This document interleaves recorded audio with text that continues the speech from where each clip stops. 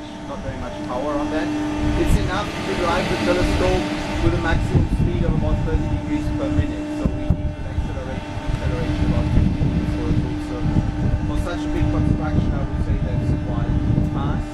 On the other hand, as an astronomer, I can assure you, if you're sitting on the control room and waiting for the telescope to reach the target, you will observe it quite long. But far more important than the speed is the accuracy with which we observe, with which we drive the telescope. We run the observatory, or we run the telescope, or we observe the frequencies between 200 and 100 and at 90 gigahertz, the beam of the telescope for the point-square function is only 10 centimeters wide. And that means we have to position the telescope with, say, 2 arc seconds to really be sure that we are on source and not somewhere else. And we reach that with a trick. Of the 16 engines, 8 each always drive the telescope to the left, the other 8 to the right, so they work against each other. And this is a very high accuracy position. Just to make clear what that means, 2 arc seconds. The track has a diameter of 64 meters, so 200 meters circumference, and 2 arc seconds is about 0.3 millimeter. And this is the accuracy with which we have to position the telescope.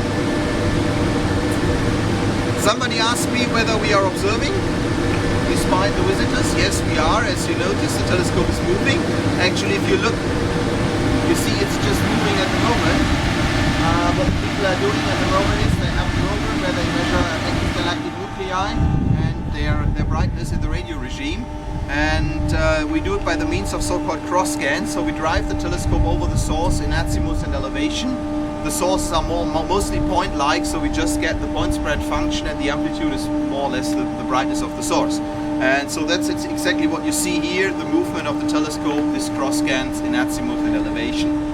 But overlaid over that, we always have to compensate for the Earth rotation, obviously. So that's all in the computer, certainly. And this is what I mean. We have a very, very high accuracy we need for all our measuring programs, whether we are mapping source or doing cross scans or whatever. And that all has to be done with this very high accuracy, and that works, as I said, with this trick of the engines working against each other.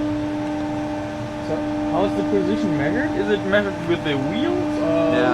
We have in the center, so we have an axis, which is more or less the azimuth axis, and there is a high accuracy angular measurement system. And the same with the towers up there. You see there where the elevation axis is, and we have also two angular encoders there, and they measure it then to a high accuracy.